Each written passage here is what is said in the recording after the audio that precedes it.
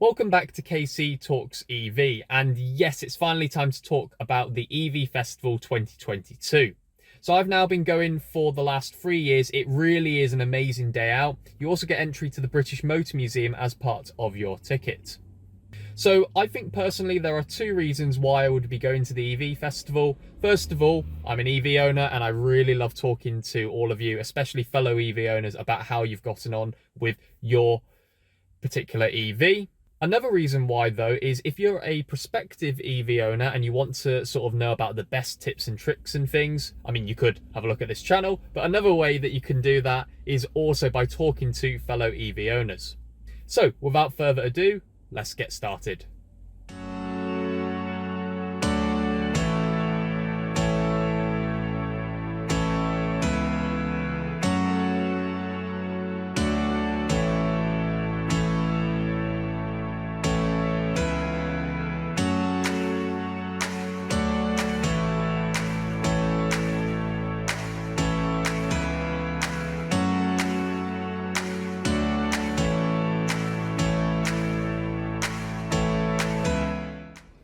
Okay, so I'm here with Peter. So he is a driving instructor. In fact, actually, he also instructs pupils who require adapted vehicles. So would you like to introduce yourself?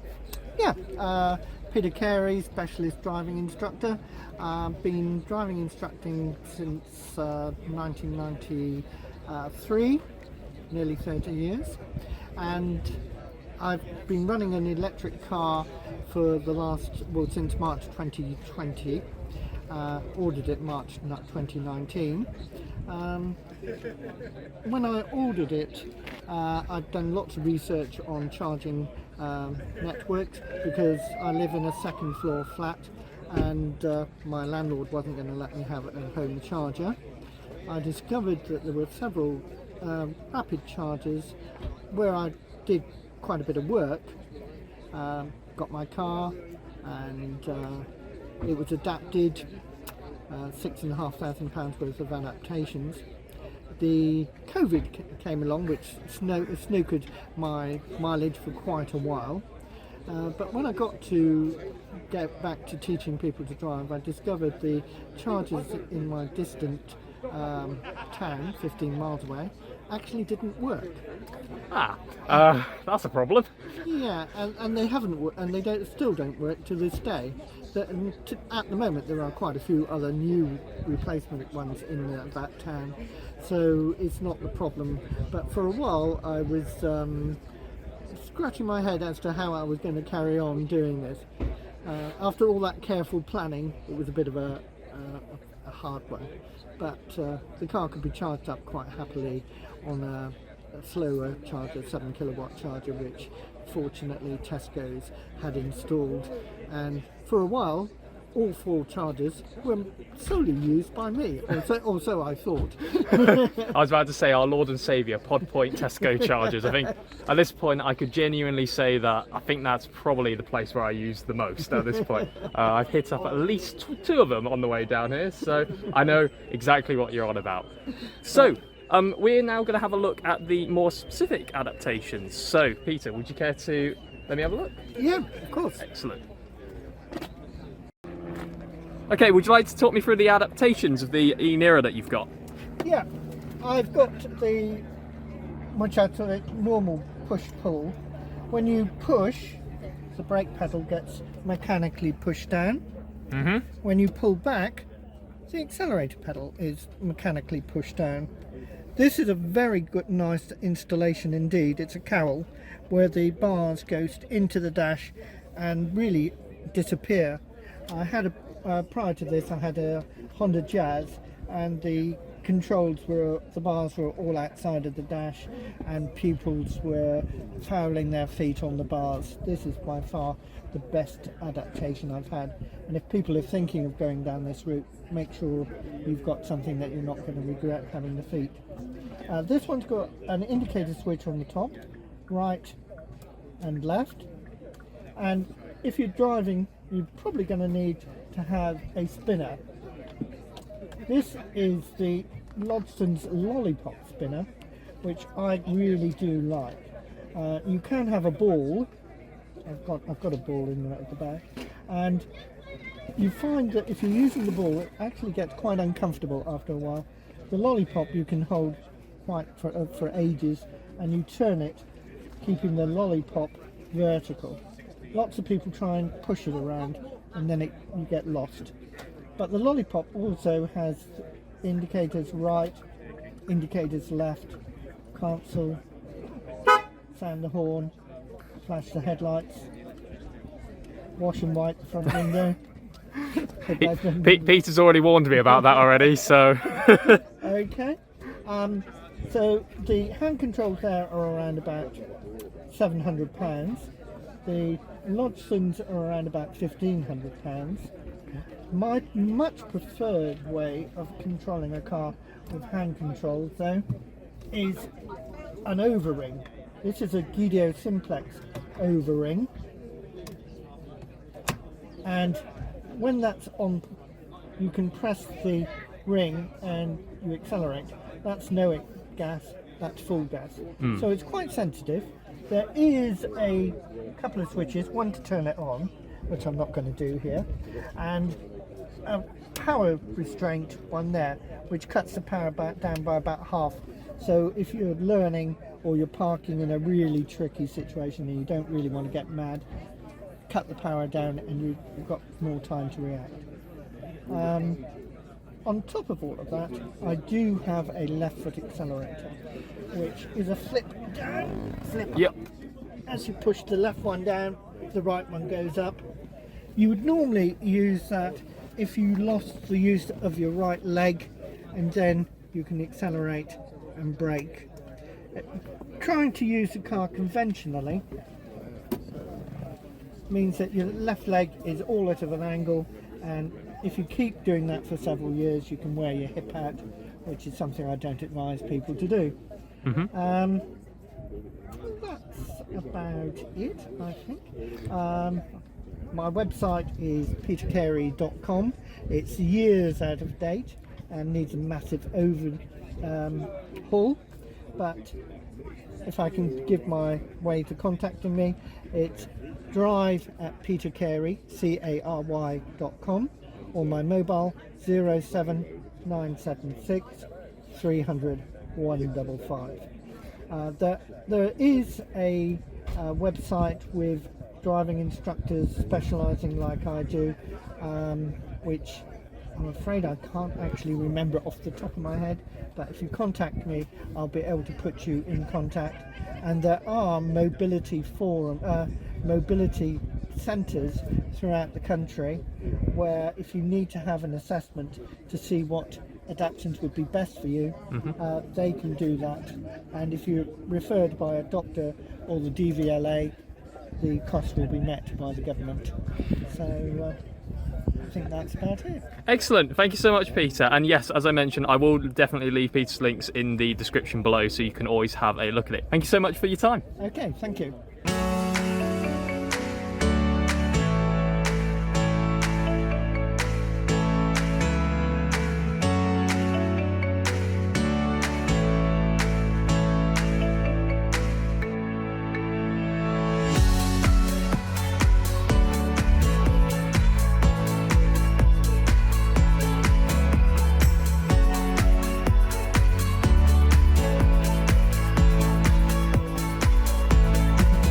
So I'm here. Well, this man definitely doesn't need any introduction. This is Miles Roberts at Chorley Group Go EV. So thank you very much for showing me the Nissan Ariya. That's quite all right. It's a nice place, isn't it? Definitely, I'd most certainly say that. I absolutely love this texture here on the center console and things. It's really, really nice in here, most certainly. Yeah. So this one is this has got a sport pack on this car. So this is the blue leather interior with sort of blue Alcantara on the door cards. It's got the sunroof which opens. It's got the 20-inch alloy. So this is the top spec of the finish of the car, and it is a really nice place to sit. And I'll be honest, if I had the money, this is the one I would like to order, but I don't. So I've put in an order for one of these, but I've ordered the advanced specification. So just to explain the difference between the specs, so the Nissan Ariya starts with the 63 kilowatt hour advance. So that's the entry level, and that's around £44,000. and that gets you a 63 kilowatt hour usable battery capacity, which gives a WLTP range of 250 miles. Wow, okay. And that's the model that I've driven previous to this. So I drove this model. I had an opportunity with Nissan to go across to Alicante. So I went to Spain for the day, drove the Ariya, or Ariya, or however you pronounce it, around a varied route. So we went up into the mountains, we went through town, we went on the motorway, did about 50 miles, and we used 15% of the battery. So I think if you multiply that out, it's around 250 miles. So yeah.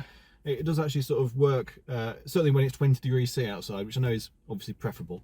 I was about to say, didn't they do something very similar for the Leaf 40 when they released it, or Leaf 30? I do remember them doing Tenerife, something. I think it was. Is it Tenerife? Tenerife, yeah.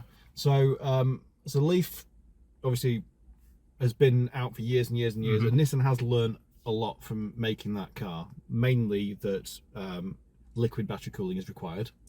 Excellent. And that CCS charging is preferable. Yeah, okay. So, and obviously Nissan has started the whole crossover thing with the Qashqai years and years ago, so it makes sense for them to package this as a crossover. They know that they've got a market for that. You know, the Qashqai has consistently been one of the top selling cars in the UK for years. So realistically, by Nissan manufacturing the Ariya as a electric crossover, then they're ticking two of the biggest boxes they have. Yeah, exactly. So so yeah, the advanced specification is 63 kilowatt hour battery, and that gets a part leather interior, so it's part cloth, part leather. It's still got a whole lot of nice features. It's still got the movable center console. It's still got all the two screens and, you know, all the haptic buttons. It still looks very similar inside. The roof's an optional extra on that model though. But that's the model that I've gone for, because I thought, well, realistically, 250 miles range, that's all I need. That's, you know, my daily driving now, because I'm working from home most of the time, and when I do drive, you know, apart from events like this, it's usually, you know, 50 miles each way, so I don't need that big battery. No, yeah, I think you're absolutely right with that one. I mean, for example, my commute's about the same, so, well, 70 miles round trips, so you don't need the additional range. It's only for these sort of trips. But then, even then, with 250 miles, I mean, that should be plenty even still. Yeah, no, so if you go for the bigger battery, the next specification up is called Evolve, and that gets you the 87 kilowatt hour battery. Again, that's a usable battery capacity, so it's a 90 plus kilowatt battery pack, but 87 usable, and that's quoted as 311 miles range, and that's for the two-wheel drive, front-wheel drive version. There is also an all-wheel drive version available with that bigger battery, and that drops the range down slightly to 287 miles, but still very, very capable vehicle, obviously, with the range that it's got. And also, when you get the all-wheel drive, your 0 to 60 drops from 7.5 seconds down to 5.6, and your towing capacity goes from 750 kilos to 1500 kilos. So you've got plus points. Obviously, if you're going to be towing caravan or something, that's probably the model to go for. Well, that's what I was about to say, actually. Now, because towing is becoming much more important, I mean, it's really good that obviously the Ariya has, I mean, 1500 kilo towing capacity. I mean, if I'm honest, I don't really tow caravans on a daily basis, but no, 1500 kilos is a full-berth caravan. So exactly. it's a family-sized caravan. Yes, it's not going to be enough for your, you know, your big dual axle jobs, but I think that realistically, if you're looking at, you know, most families with a modern caravan, 1500 kilos is covered by that, so it works. Yeah. So genuinely, I think this car is definitely going to be the future. I think. When is it going on sale? When is it, you know, deliveries, etc.? So demonstrators will be in dealerships by the end of July. We've got my car I ordered a few months ago. That's showing as September. So there's not massive lead times on these. If you order an all-wheel drive version with a bigger battery, I think they're showing as spring next year by now. So you're looking at probably 6 to 9 months, which is fairly standard for most of the industry. Well, actually, 6 to 9 months is pretty good. I would say, at the moment, yeah. It's on the lower side of what the industry's on there. Yeah, so... yeah, so demonstrators will be in Nissan dealers by August. Excellent. Well, thank you very much, Miles, for that gripping review of the Ariya. Thank you. You're very welcome.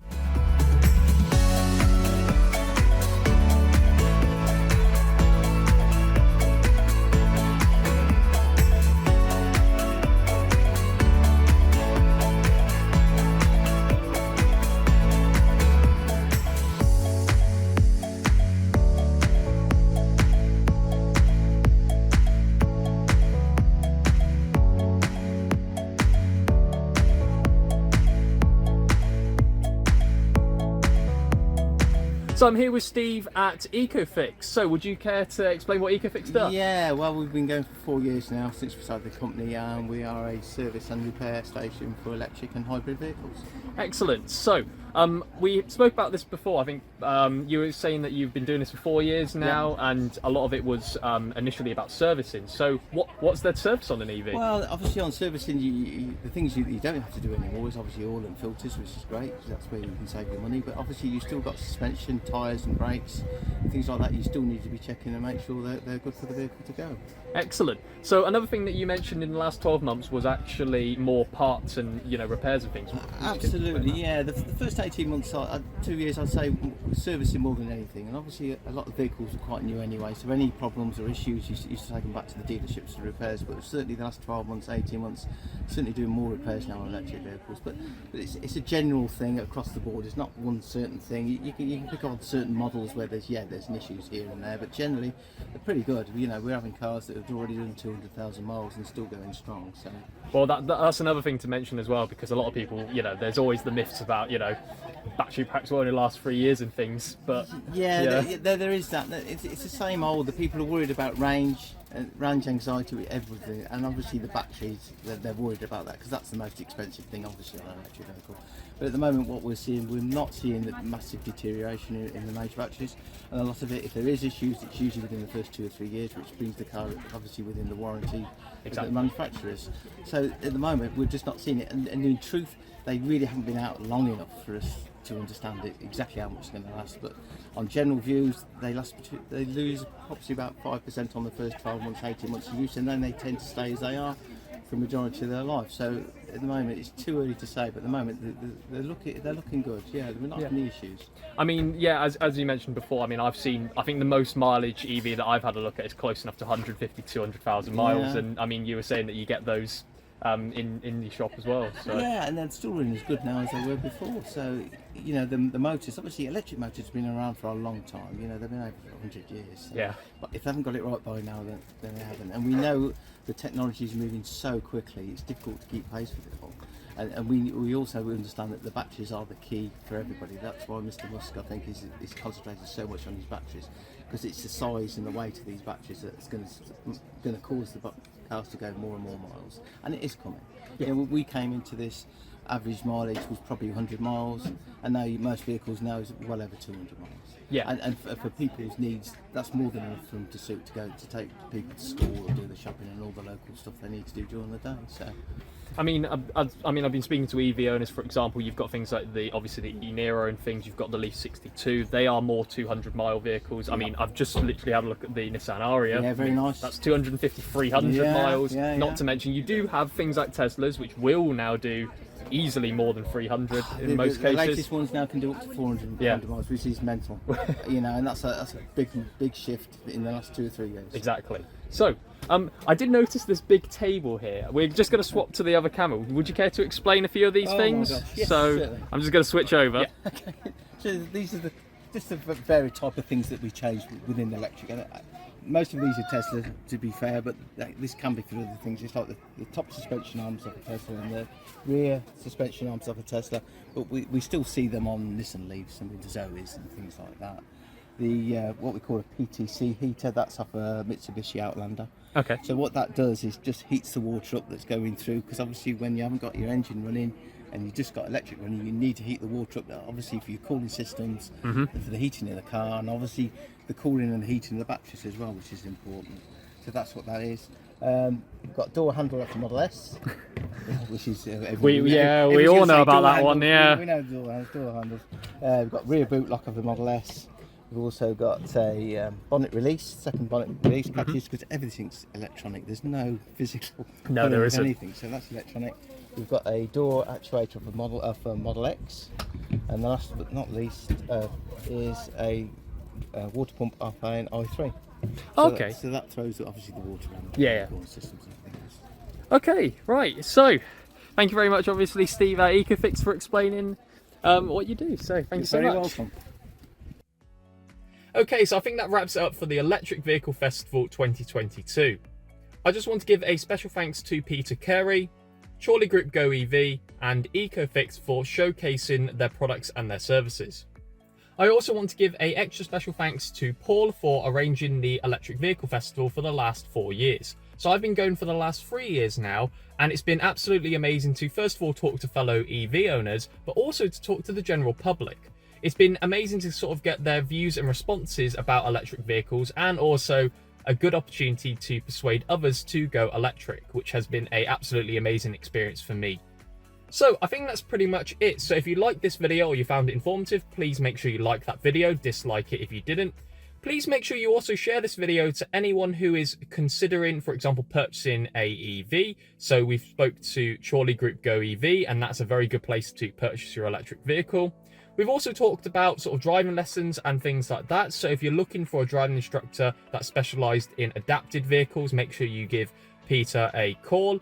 And finally, we've also talked about electric vehicle repairs. So make sure you give Ecofix a call if you are looking at that, or alternatively servicing.